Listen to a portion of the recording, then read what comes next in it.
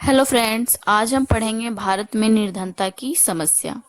तो जैसा कि हमने पिछले वीडियो में निर्धनता को समझा और उसकी निर्धनता की अवधारणा को समझा। ठीक है।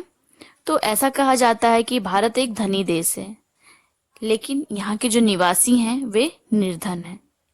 भारतीय परिस्थितियों में यह कथन बिल्कुल सही लगता है, क्योंकि भारत में प्राकृतिक साधन की जो प्रचुरता है वो अधिक जनसंख्या और व्यक्तियों की जो है कि पर्याप्त कार्य कुशलता होने के बाद भी यहाँ अधिकांश व्यक्तियों का जो जीवन स्तर है बहुत नीचा है।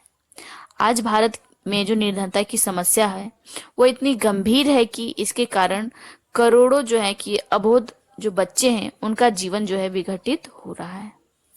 लाखों स्त्रियों को अपना शरीर बेचने के लिए बाध्य होना पड़ता है और एक बड़ी संख्या में जो पुरुष हैं उनका जीवन तरह तरह की कुंठाओं, तनाव और अभावों से व्यतीत हो रहा है। इन गंभीर समस्याओं को जो है कि हम बहुत तरीके से समझ सकते हैं।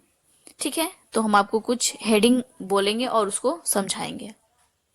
तो हमारा पहला हेडिंग है भारत में अपर्याप्त पोषण। ठीक है, तो भारत में आज अधिकांश व्यक्ति जो है कि कुपोषण के शिकार हैं।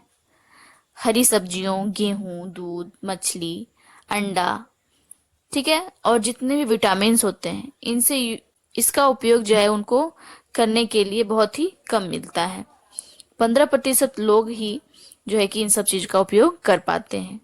अनेक अध्ययनों से यह ज्ञात हुआ है कि भारत में जो अधिकांश व्यक्तियों का स्वास्थ्य है या स्वास्थ्य का सामान्य स्तर है वो बहुत ही नीचा है। साधारण रूप से सामान्य स्वास्थ्य के लिए भोजन में 2250 कैलोरी की आवश्यकता होती है, परंतु भारत में जो है कि अधिकांश लोगों को भोजन में साधारणतः 1500 से अधिक कैलोरी नहीं मिल पाता है। ठीक है, यह भारत की स्थिति है।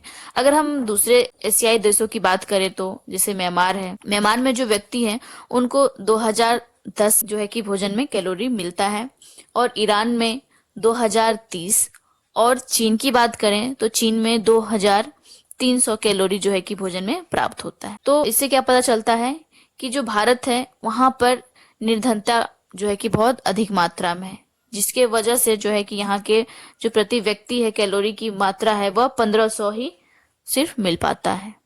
ठीक है, उसके बाद हमारा दूसरा नंबर पे है प्रति व्यक्ति आय।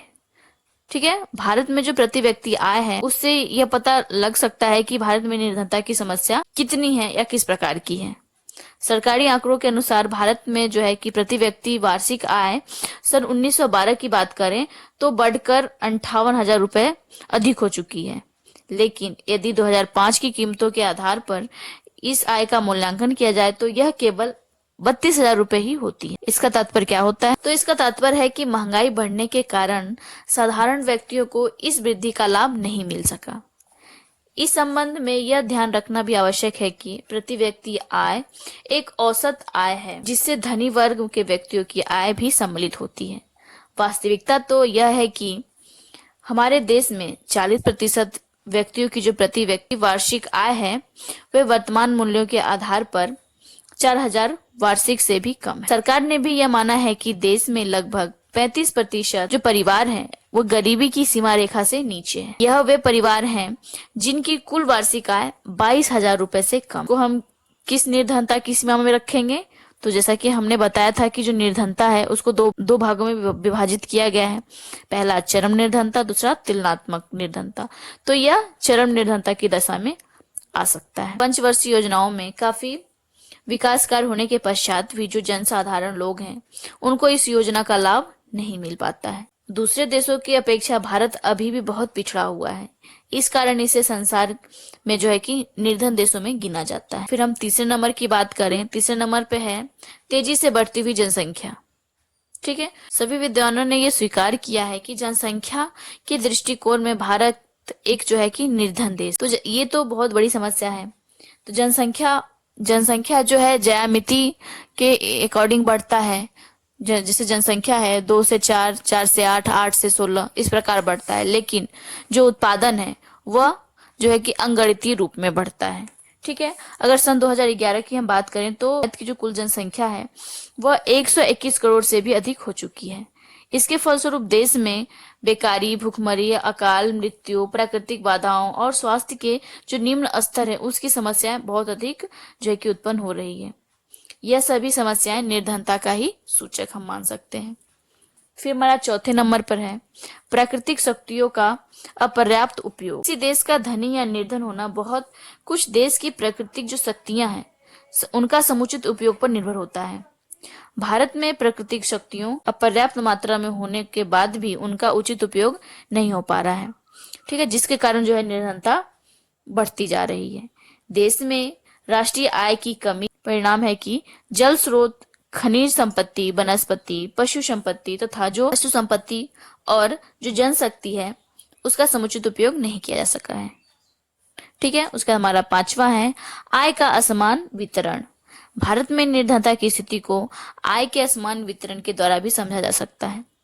वास्तविक स्थिति यह है कि राष्ट्रीय आय का जो 30% से भी अधिक भाग 1% से भी कम व्यक्तियों को प्राप्त होता है, जबकि देश में 70% व्यक्ति ऐसे हैं जो कठिनता से ही अपनी अनिवार्य आवश्यकताओं को पूरा करते हैं। भारत के विभिन्न प्रदेशों में भी लोगों के जो आर्थिक स्तर हैं वो अत्यधिक जो है कि विषमता से है। सरकारी मापदंड के आधार पर भी इस समय जो है भारत में लगभग 35% लोग गरीबी सीमा रेखा के नीचे रहकर अपना जीवन व्यतीत कर रहे हैं। ठीक है, फिर हमारा छठवें नंबर पे है बुनियादी सुविधाओं की कमी। तो बुनियादी सुविधाएं आप तो समझते ही हैं, मैंने बताया ये रोटी कपड़ा मकान। तो आज निर्धनता का अर्थ बदल रहा है। ठीक है, बुनियादी सुविधाओं का संबंध केवल 2 समय की रोटी, सिर छुपाने के लिए जगह और पहनने के लिए कपड़े ही नहीं है। शिक्षा, मनोरंजन, चिकित्सा, ठीक है, सुरक्षा की सुविधा, कल्याण, राज्यों में व्यक्ति की बुनियादी आवश्यकताएं, यह आवश्यकताएं वह हैं जिनका संबंध व्यक्ति की कार्य कुशलता से है। इसके बिना व्यक्ति जो है कि जिंदा तो रह सकता है लेकिन उसे समाज की उपयोगी इकाई नहीं माना जाता।